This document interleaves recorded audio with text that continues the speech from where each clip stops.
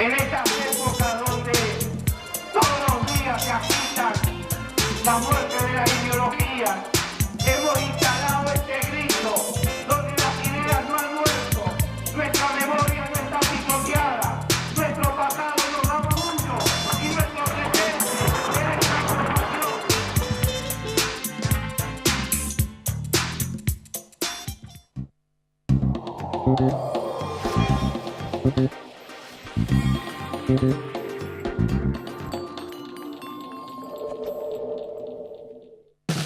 Dale vida al sueño que hay en tu corazón. Realizarlo juntos siempre es lo mejor. Banco Credicop Cooperativo, la banca solidaria.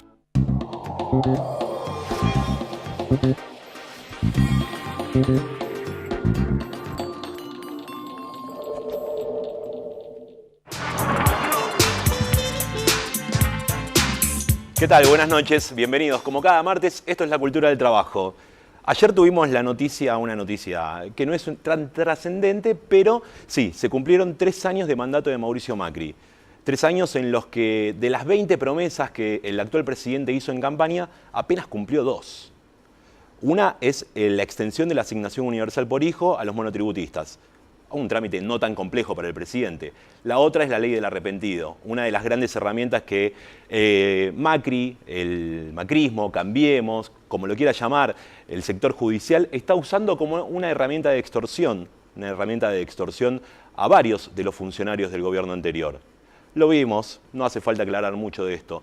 Pero, ¿qué pasó con las otras promesas del macrismo? Aquellas promesas revolucionarias y no tan revolucionarias, promesas descabelladas por momentos y otras que parecían muy fácil de cumplir.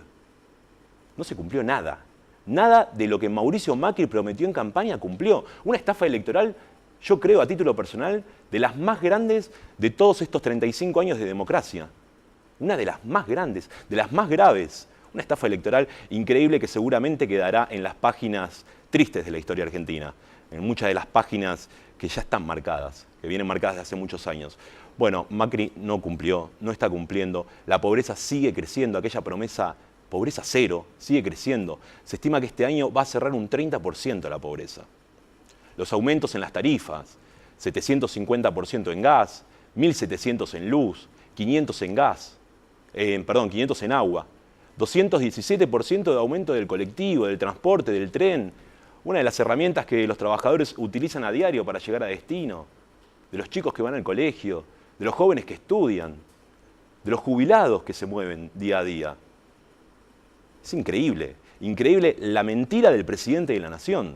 Una mentira que ya nos sorprende. Dijo que no iba a devaluar. Tenemos una devaluación del 280%. 280% de devaluación. El dólar, aquella salida mágica del cepo, que era un éxito financiero, que dicho sea de paso, se cobró a 2 presidentes del Banco Central y a un ministro de Economía también.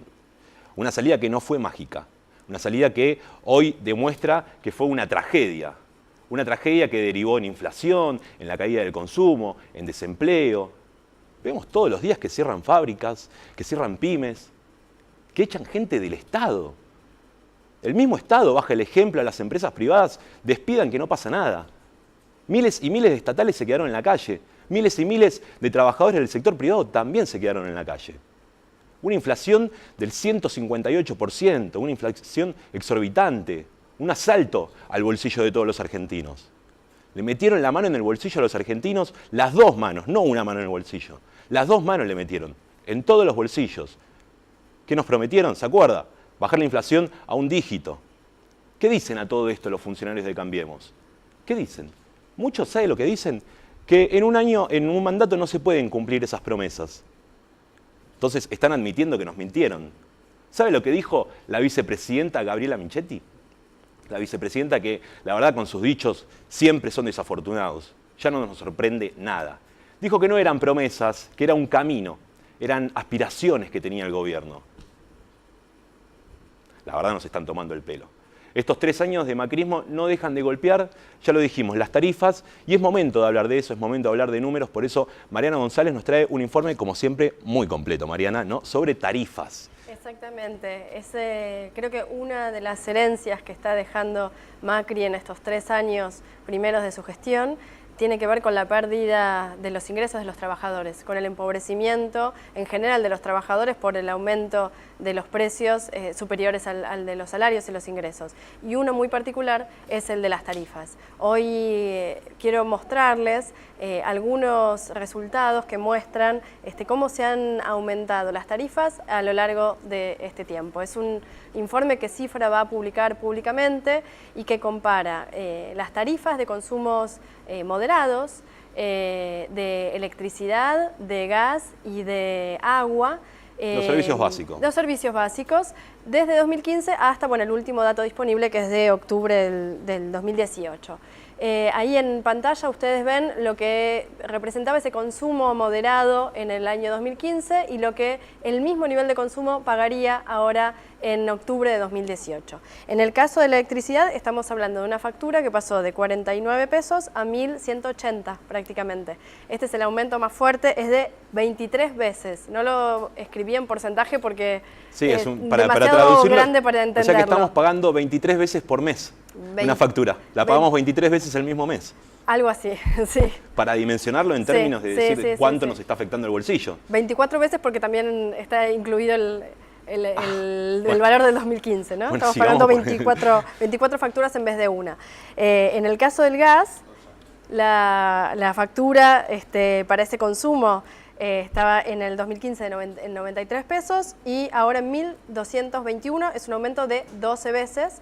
Y finalmente, para el caso de agua, una factura de 43 pesos, esto está calculado como para un departamento de 60 metros cuadrados de capital, sin medidor, está mensual en 285. Como la factura viene cada 2 meses, en general se ve más abultado, pero esto es dividiéndolo por mes. O sea, hay un aumento de 5 veces y media.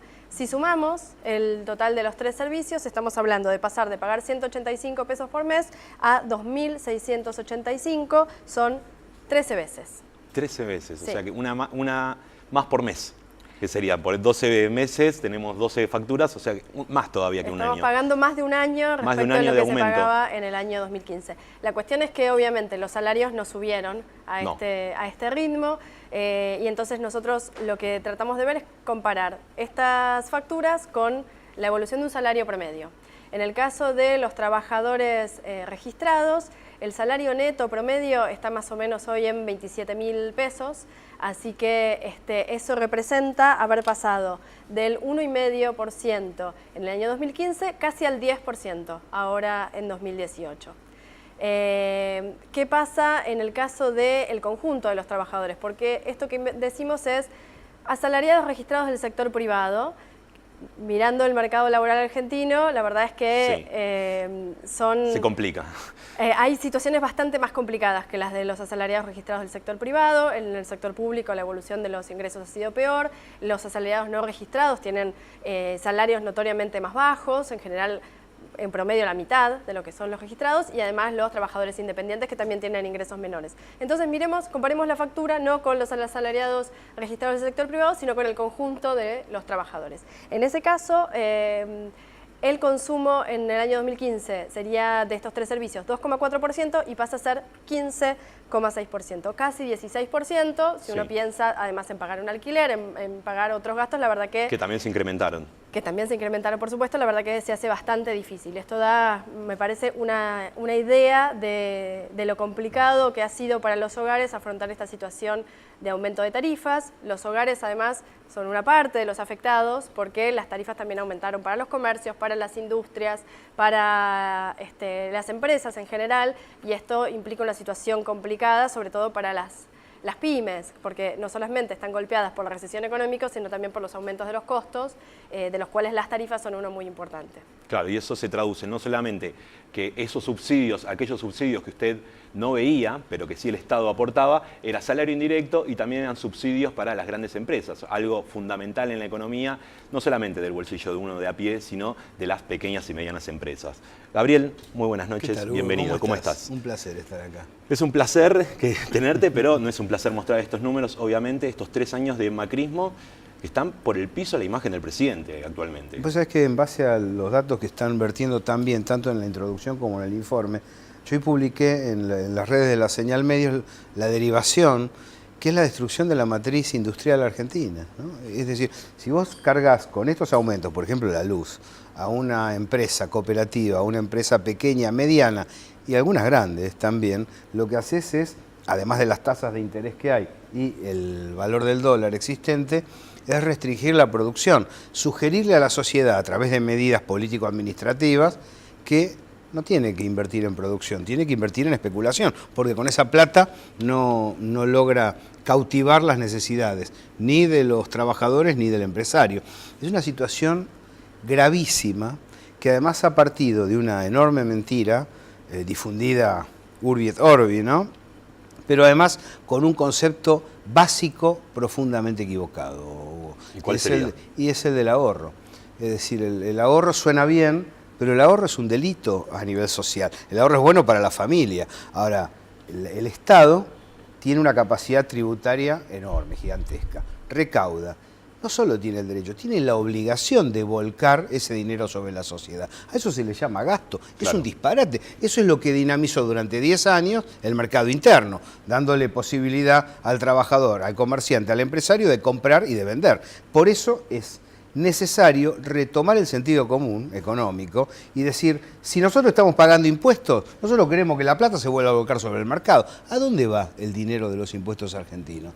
¿Cuáles son los beneficiarios de este paquete descomunal que estamos viviendo, que nos indigna a todos? Básicamente, las grandes corporaciones financieras y sus asociados, ¿no? Sí. Las empresas offshore ligadas al gabinete y las corporaciones privatizadas de servicios públicos, que son los que logran la transferencia de recursos a través del aumento a la sociedad.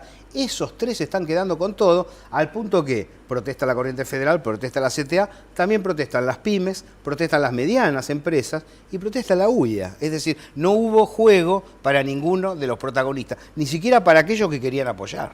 Solamente el juego está para las grandes corporaciones, como vos decís. Totalmente, en tanto y en cuanto aprendan a jugar el juego de la especulación. Porque si no quedan barridas también. Ella debe saber más de esto, pero todo lo que vimos en el área de la construcción, vos fíjate que lo que ha caído en la Argentina, los dos que cayeron en noviembre, en vez de ser motores de la economía, son motores para abajo, los que te hunden, son la industria automotriz y la industria de la construcción, que eran líderes en el desarrollo 5 años para atrás. Cayeron abruptamente. Eso quiere decir que no hay lugar para un capital productivo, no hay lugar para que un empresario que tiene que poner un galpón, contratar trabajadores, traer máquinas, puede llevar adelante. Hoy entrevistamos en la radio a gente de la industria metal mecánica. Dice, nos quedamos sin compradores, porque ¿quién va a comprar máquinas herramientas hoy? Pues para comprar máquinas herramientas tenés que tener no solamente capital, sino un mercado de potenciales compradores. Y en este momento no hay compradores. ¿Quién va a comprar un producto industrial hoy día? Un efecto dominó prácticamente, esta debacle de la economía. Hay algo que me preocupa, digo, en términos un poco de oposición, de la materia de oposición que tiene el macrismo. Sí. Estamos a 10 meses de las elecciones, de las próximas elecciones que definirán la sucesión de Mauricio Macri. Esto es un interrogante, si el presidente no decide presentarse a una reelección. Él dijo que sí por el momento, pero bueno, en este camino el presidente no parece estar jugando una estrategia para ser reelecto. Por ahora puede cambiar un timonazo el año que viene, pero no hay tampoco una figura que se plasme como oposición. Está la expresidenta Cristina Fernández de Kirchner, que sin hacer campaña hoy prácticamente lo está superando en imagen positiva. ¿Esto es una estrategia de Cristina Fernández o simplemente todavía no está decidida a jugar políticamente para el año que viene? Yo vi con satisfacción al movimiento obrero y las organizaciones sociales este año. Se pronunciaron, yo te diría, día a día, hubo paros, movilizaciones, grandes demostraciones, no menos de 300.000 personas y hasta 800.000, y veo en ese marco un hueco en la conducción política del movimiento nacional y popular. No me refiero a tal o cual, pero hace 2 meses a esta parte hay un silencio que preocupa. Esto debería haber sido material, documento del Partido Justicialista y de las vertientes que aspiran a representar al electorado. Acá nadie dice nada. Si no es el movimiento obrero el que sale a denunciar estas cosas, todo el mundo a nivel político está callado y eso me preocupa. Pero además de estar callado, no están aclarando situaciones que en algún momento Cristina quiso aclarar, entre la contradicción artificial entre derechos civiles y derechos sociales. Guarda que aquella persona que prioriza en una elección los derechos sociales no está en contra de la mujer. Digo, guarda que aquí hay errores para contrastar a lo Brasil, ¿no? Sí. Lula venía ganando las elecciones, se cambió el ideograma y en vez de ser el contenedor, Justicia Social, CUT, los morochos del interior que pedían por sus derechos, pasó a ser el Elenao, ¿me entendés? Sí. Que no está mal, pero es segmentado. Sí. El otro tema es la ausencia de vínculo entre los sectores políticos y los sectores sociales y sindicales que están planteando la verdad en este momento. Y frente a eso lo que vos decís no aparece. Es cierto, se intentó construir un candidato y hubo una fatalidad en el medio, ¿no? Había un candidato posible hacia el 2019, me aseguraron que además estaba determinado y hoy no aparece uno. ¿Quién era? Pero sí podría aparecer. ¿Se puede decir quién era? El José Manuel de la Sota, que falleció lamentablemente en una circunstancia, bueno, según me confirmaron hace pocas horas, ante todas las preocupaciones que tuvimos, accidental. Me lo ha dicho gente de su propio espacio. Ahora, no es que no haya otro candidato, hay varios. Vos dijiste, Cristina, hay varios que están en la grilla. Sí, Felipe Solá, entre ellos, es uno de los que más fuerte está jugando en su figura. El tema es, más allá de que se defina, porque tiene que haber paso, tiene que haber negociaciones, no salen a hablar pública y terminantemente de la crisis en la que se está hundiendo a la matriz de la nación argentina. Entonces creo que el pueblo argentino observa que los niveles, viste, vos conocés y Claudio conoce muy bien la diferencia de niveles entre lo social, lo sindical y lo político. Exactamente. Sí. No es relevable una cosa por la otra. Desde lo gremial se hace todo lo que se puede. Son articulables, si se quiere. Exactamente. Ahora, acá hacen falta voces políticas que digan, somos la esperanza, vamos a cambiar el país y tenemos un proyecto. Bueno, esto en materia económica, Mariana, le está dando riendas sueltas al gobierno para el año que viene. ¿Qué se estima, o qué estima el gobierno, mejor dicho, en el presupuesto de inflación y de dólar? Que son como los dos detonantes de la economía, si se quiere, podríamos decir. Sí. Pero son los indicadores que nos dicen para dónde estamos y hacia dónde vamos. ¿Cuánto estima el dólar y cuánto estima la inflación? El presupuesto, que ya es ley, estima el tipo de cambio promedio del año que viene en 40 pesos por dólar y la inflación en 27% promedio.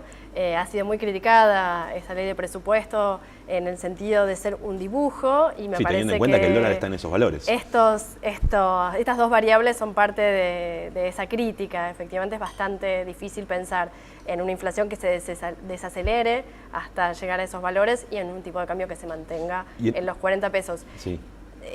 Pensar en más inflación y en más dólar implica que todos los ajustes que están planteados en el presupuesto sean más fuertes aún que lo que aparecen. Se incrementen, mejor dicho. ¿Recordás cuánto eran las estimaciones en el presupuesto de este año para la inflación y el dólar? No tengo el número presente. La inflación se decía en algún momento entre el 8 y el 12% y fue corregida en diciembre al 15%. La verdad que parece chistoso ya. Recalculando continuo. Sí. Y el dólar no recuerdo el número, pero en torno estaba cerca de los 20 pesos más o menos en lo que se venía estimando un poco.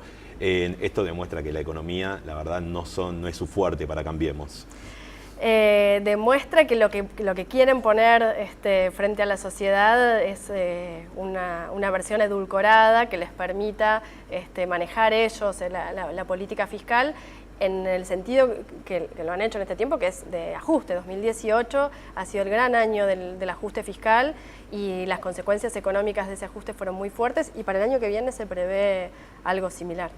¿Esto va a continuar el año que viene después del primer semestre o va a haber un timonazo de acuerdo a las elecciones y al boca de urna, las encuestas, como lo maneja Van a el intentar gobierno? meter plata abajo como para que no haya un hervidero, pero no pueden mucho más porque, como bien se está explicando, este es el proyecto. No hay un intento de redireccionarlo hacia un perfil productivo. Entonces podemos decir que los números de este año no fueron un fracaso, no fueron un error, sino fueron un acierto por parte de las intenciones Lo que del querían gobierno. era canalizar los recursos de la zona productiva a la zona rentística.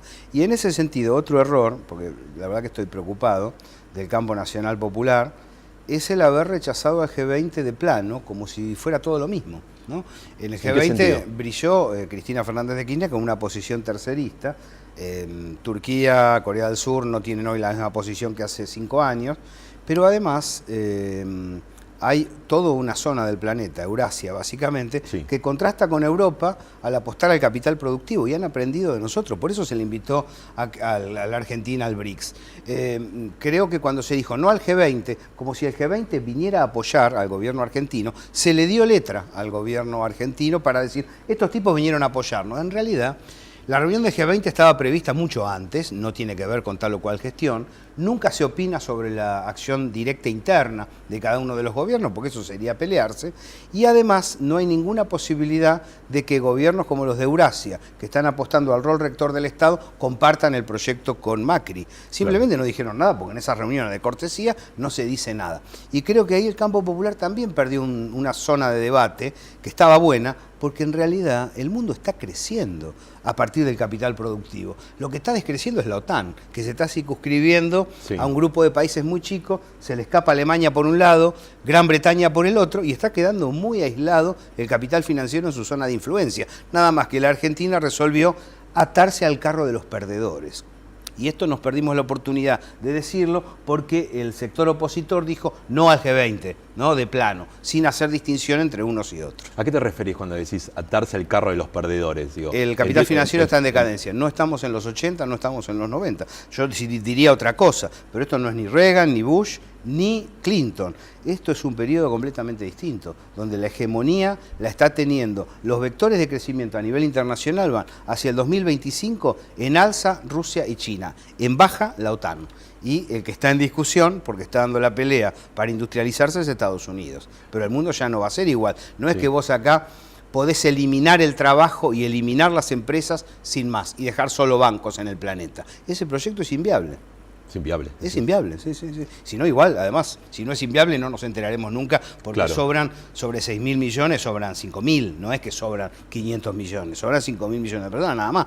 Ahora, yo creo que la humanidad no se va a suicidar y está dando batalla en esa dirección. El que está equivocado es Argentina, que ha elegido equivocamente un presidente que está en una zona gris donde el hundimiento es imprescindible debido a la política que se lleva adelante. Bueno, haciendo referencia a este hundimiento que vos decís, esta política económica, el gobierno lanzó por redes sociales, como nos tiene acostumbrados, los 80 logros de Macri en estos 3 años. Los estuve repasando un poco y siempre hace referencia a lo que es materia de seguridad, lucha contra el narcotráfico, se bajaron los delitos, los ilícitos en las calles, los asesinatos. Digo, el gobierno no tiene otra cosa que mostrar que es mano dura. Estamos hablando, primero, la doctrina Chocobar, el nuevo protocolo firmado por Patricia Bullrich, en el que le permite a las fuerzas de seguridad disparar por la espalda, el protocolo antipiquetes, no sé si recordás, en el 2016, o sea, la única carta que tiene el gobierno es jugársela por la mano dura. Sí, además... O sea, de cara a lo electoral, hablamos. Es demagógico, ¿no? Yo no tengo problema en que se aplique la ley. Todo eso, y lo que se está discutiendo ahora, la ley el protocolo de Patricia Bullrich sí tendría problemas que se aplique. Digo. Exactamente, porque sería gatillo fácil. Lo que digo es, la Constitución prevé que está prohibido matar a otra persona y atacarla también. Todo esto es demagogia para discutir. Esto de la ley antibarras que se está discutiendo por estas horas en el Congreso.